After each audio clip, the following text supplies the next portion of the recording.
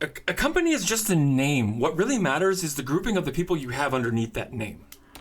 That's what matters. That's what matters. So over time, a company can have the same name, but the team underneath it was greatly shifted out. You start changing out the ship of Theseus, right? You start changing out the parts. People were leaving to go to other companies. They were having a bunch of layoffs that were just happening all over the place, and they were like laying off people that were like, why are you laying off this person? This is like one of the really good people we have. Two things happened. One was I need to work spatially. I need to be in the same space with other people. For my brain, the way my brain works, it could usually filter information really quickly. Every day, every morning I walk in, hey, audio, what are you up to today? Hey, programming, what are you up to today? Or VFX, oh, I saw you got a really cool effects. That overlaps with one of the things we're doing on our end. Can we get some overlap here? That'd be great. So that was already kind of like working against it for a while. I got back into the office as soon as I could.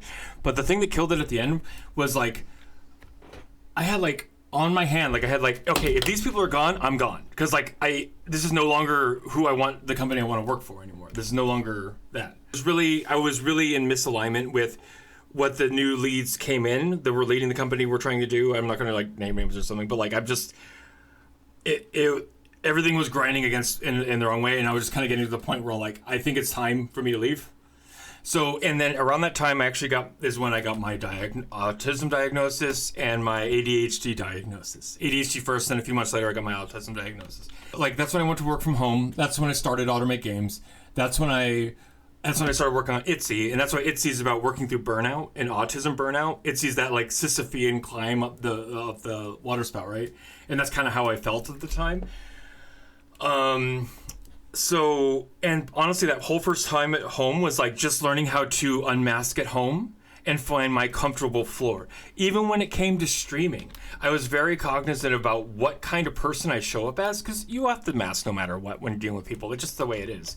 Like mask, but I had more agency in that choice now of how much I want to show up. So the way the way you see me show up in streams is what I have to give.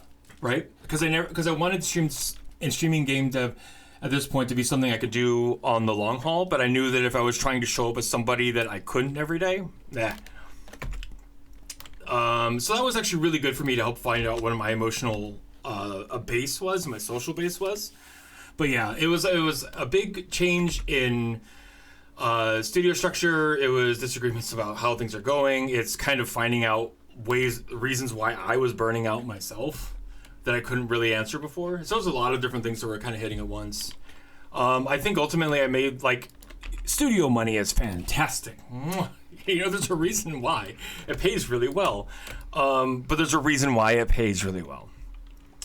So it's kind of like, yeah, some days you sort of like miss out on that, but like the freedom I get to hang out with y'all and work on game dev and stream game dev is just, like, I much prefer this.